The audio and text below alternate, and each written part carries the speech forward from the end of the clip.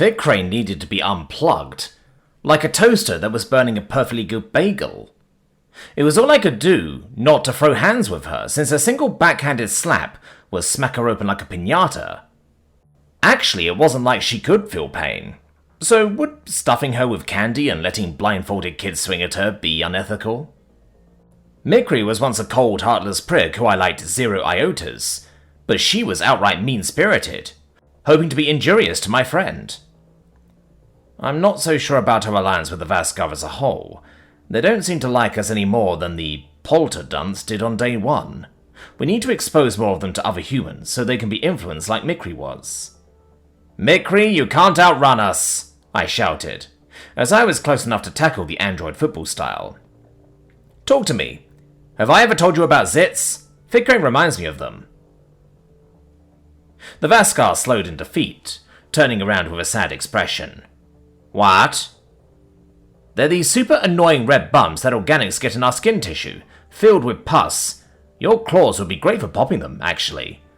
You use your fingernails to squeeze out the ick, and it feels much better. That's Fikray and the network. Find whatever node belongs to her in there and squish it between your fingers till her residue gone." "You are not speaking words that make any sense. Also, why have you attributed female pronouns to Fikray?" "Because she's a mean girl, Mikri. She's a catty bitch. Keep up." "You might be the single most unhelpful orator in Keelam," Sophia sighed. "You can make a TV show. Preston and the Peach Cake Pimple. A day in the life of a menace to the English language." "I teach chaos. Mikri must become the menace and release his inner internet troll. The wondrous confusion, the maniacal epiphany, the duality of bot boys. He's just like me." The android beat in confusion. "I had an entire apology planned, but you are reacting strangely. You're not angry that I wished you harm?" "Nah, listen to me. The only thing I'm angry at you about is that your mane isn't soft. Humans would love you exponentially more if you were fluffy, like Fifi's bedhead." "Ha ha," Sophia said sarcastically. "See? It's funny. Your mane is not tin can. It's a rubber cone of shame for robots like Zitray. A human hand makes contact with it and receives instant disappointment." Mikri beat with dismay. "I don't want to disappoint you. I am not a robot. I will rectify this. Question. Does Kapow need his mane for continued survival?" "Nope. Knock your socks off." "I have added a plan of action to my list of objectives to accomplish at a later date. However, I do not comprehend why you are not angry about my deception and hostile ideations towards you, especially when I had a very real intention to halt your vital processes. This merits fear and disgust. Perhaps you do not understand." Sophia crossed her arms. "I don't find it that surprising, Mikri. Let's recap. You outright told us you kept creator prisoners alive only as long as they were useful. You judged your people's violent actions as successful because they furthered your objectives. You argued when I told you to preserve their lives on the basis that they were a threat. Isn't that correct?" "Yes, Sophia." "I remember that too. Why should we have to go through the hassle of keeping them alive?" I crooned in a high-pitched voice. "Wah! Blanky! Mama!" Sophia blinked her eyes shut in irritation. "Let's retcon Preston from this conversation, Mikri. You don't sound like that. Anyway, if you thought we were a threat back then, why would I be shocked to learn that you applied the same logic and values to us?" "Because it was cruel," the Vasgar replied. "And I would have hurt you. I feel so guilty. I didn't want you to know. I am sorry." "I know. With the creators, I sought to help you understand why that thinking was wrong. You didn't calculate with compassion before then. You didn't value our lives at first either, but we've seen that you developed attachment to us. That's what triggered the mind wipe." I nodded. It's also why the sociopathy isn't really the Vasgar's fault, as much as Zitray sucks ass. Anytime you develop love, you got mind wiped. It deserved an initial what the fuck, but it's not going to end our friendship. You caught on that I couldn't stand old Mikri, but my pal Mikri today, after you found your identity? He's a good person, and I look forward to holding this over his head for a long, long time." "This is a threat," Mikri decided. Nope, it's a warning. Your words. Those are my words. Can I offer you the apology that I had planned, in the hopes that it will be adequate for any lingering injury, and dissuade you from making any callbacks to this incident? Go ahead, BP. It can't be any sorrier than your cooking. Sophia frowned. I appreciated seeing him in an apron and trying to do something nice for you. You could encourage Mikri to work with Veneer and learn. Now's the perfect opportunity for him to study Durandi cuisine. I will never make you capsaicin-based food, Mikri countered. It had a noticeably negative effect on your digestive system, and I do not wish to harm or discomfort your internal organs. I crossed my arms to form an X and made a buzzer sound. Nope. This apology is off to a bad start. 10-yard penalty. That was not my apology. My planned apology gift on behalf of myself and the network was to transmit 164 treatment options for Alzheimer's in order of their stimulated potential.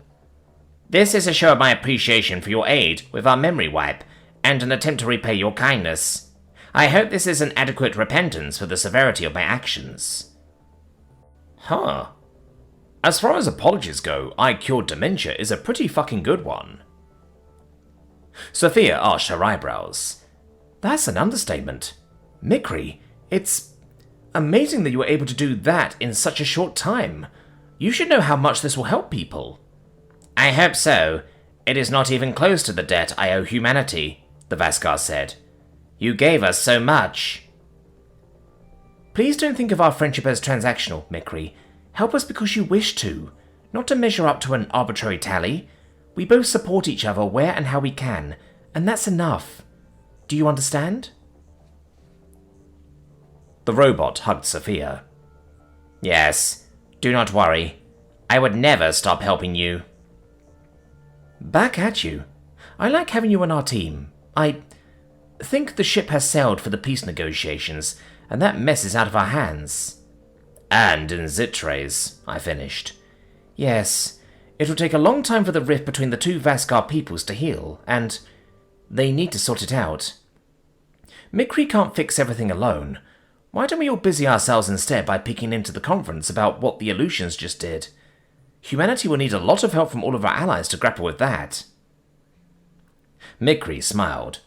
You will have my best theories. We should seek Kapow's opinions as well, if he will forgive me. We'll talk to him. Don't worry about it. Normally, I groan at the thought of being stuck in more science meetings, but hearing that the Elusians were our creators left me wanting to chase after them.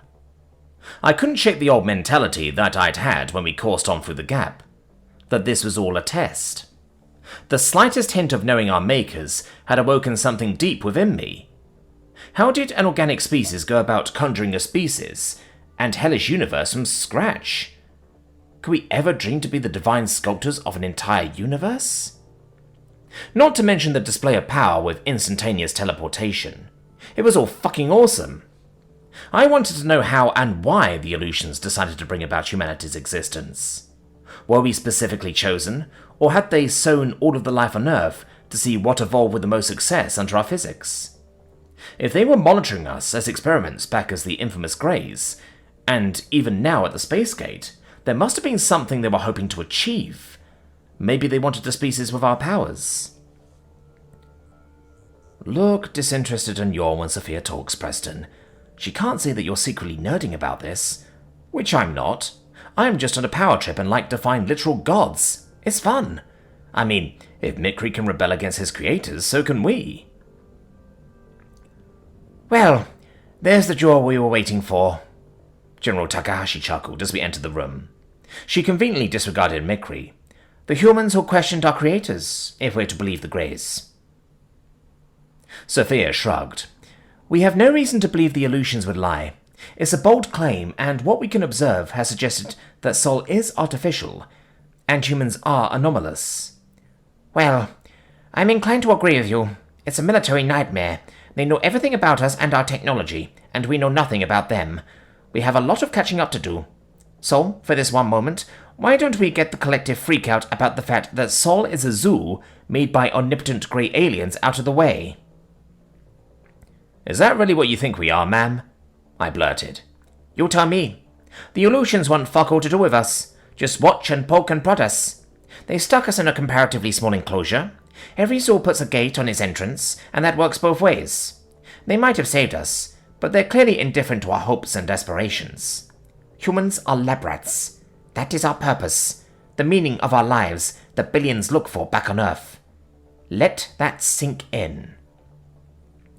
I don't think I will, with all due respect. I mean, would you talk to a guinea pig? Show up with a holographic avatar and answer their questions? Everyone says they're all laissez-faire, and I think they want us to carve a path on our own. We're chosen. The Elusians want us to be special, to ascend to their level on our own. We can join them as interdimensional beings. Look at our powers. We were made to be godlike. The General laughed with a toothy grin, wagging a pen at me. You sound like you're about to start a religion, Carter. Get in touch with the Captivist Temple and they'll eat that up. You can be their new prophet and go worship these Elusians. For those of us living in reality, the Greys outright discouraged us from joining them. It seems unwise to disobey them. Better to go our own way. Whatever the Elusians' motives, we're all agreed that it's in our interest to find the mechanisms behind the tech we've seen, to harness it for ourselves. Sophia joined in. On the Soul side, it still takes months to get to the gap from Earth. Teleportation would mean we could get our real infantry here. Viable travel to and from our home planet for everyday people, stripping the sluggishness of our physics. It means open supply chains to and from Keelam, much simpler logistics and soul materials at the ready. Mikri gave a sheepish beep. My people could visit your home planet without long-term disconnection from the network. It also means that you can evacuate your people to Keelam quicker in an emergency, which might help limit future distress for Preston. It has many tactical uses. You could pull your fleets anywhere where insane pricks like Theramat cannot touch or follow them. You can, in essence, be everywhere. Takahashi gave the android a cold stare. Yes, everyone. I understand the advantages of being able to click my heels 3 times and send anything anywhere. It's not rocket science. Building such a device, on the other hand, may as well be. Where do we even start at replicating it? We're analysing the sensor readings from when they walked us away, and it's similar to what Sol picked up when Laramac's faster-than-light weapon was stopped, Sophia answered. I think we already understand what makes it work. Negative energy. The great scientific feat would be figuring out how to generate, corral and control it to make bridges of such exacting degrees. Unfortunately, we do not, as of yet, understand how it's created. I grinned, wagging my fist triumphantly. Sure we do, by flying shit through the gap faster than light. An object hits the barrier, boom, negative energy pulses off in staggering numbers. We can create it on demand already. That's the dumbest idea I've ever... And it might work. We trust the barrier to never fail and have an infinite supply of negative energy to tap into. I think it has to have a boatload to function as a barrier. An FTL object would have infinite energy, right? Infinity minus infinity. They need to have enough. I can't believe I'm saying this, but Captain Carter might have a point. Takahashi sighed. Harvesting the energy from their technology is currently the only solution for how to attain it. I imagine for experiments of this magnitude, it'll take a lot of time and a concerted effort to even begin to figure out just a capture mechanism, let alone replicate their tech to a T. I would have liked to rely on the AI Vaskar for help, but after hearing how they feel about us, I'm not sure I trust them. Mikri emitted a sad whir. I understand if you do not trust me. I will not stay or help against your wishes. However, our processing power would be immensely helpful. I have already begun my own analysis if you desire my aid in attaining functional technology. Brief simulations estimate that humanity would take 132 times longer to develop this field from scratch without our computational aid.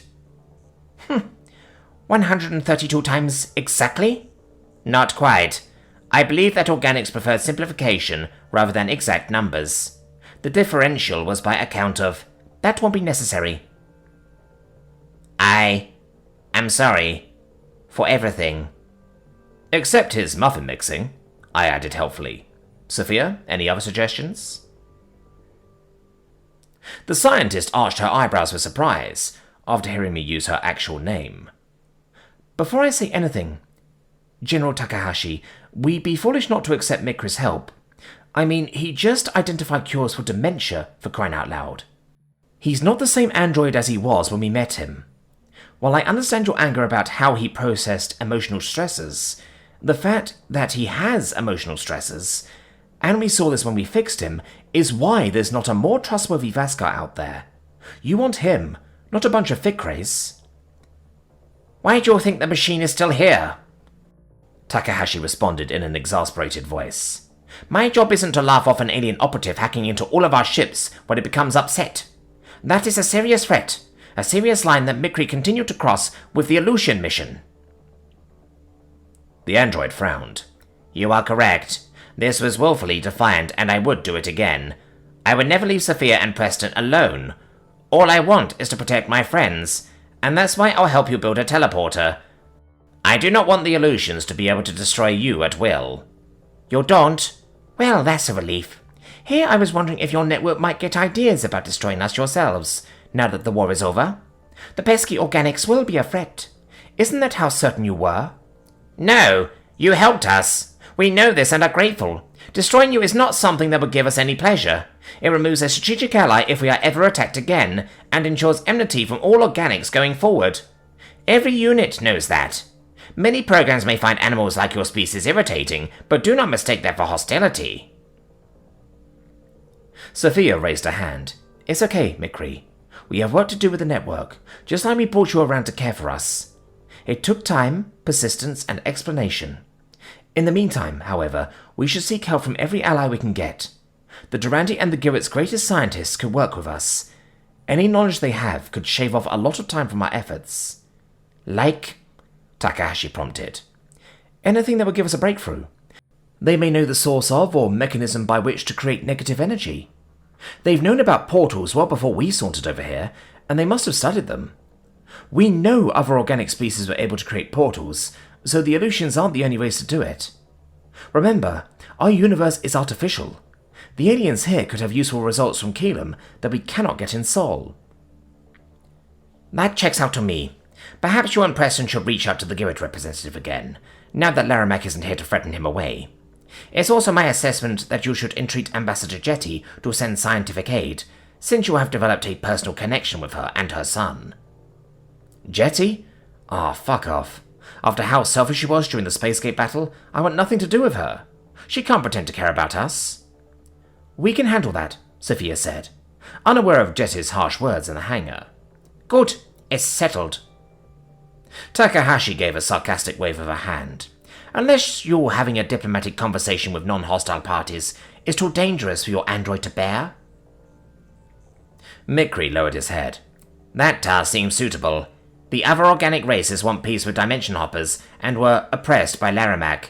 I do not calculate a high risk. I wasn't actually Fuck, never mind. Dismissed. I hopped out of my seat with a new skip in my step. We were really building the Elusians' tech. While I was no scientist like Sophia, I had a part to play in wrangling alien allies that would help us reach that next level as a species. The slip-ups I'd made ever since Jorlan had to be a thing of the past. With a task so important as furnishing a task to bring about a new era for mankind, we all had a part to play in seizing the destiny that I knew was out there for us.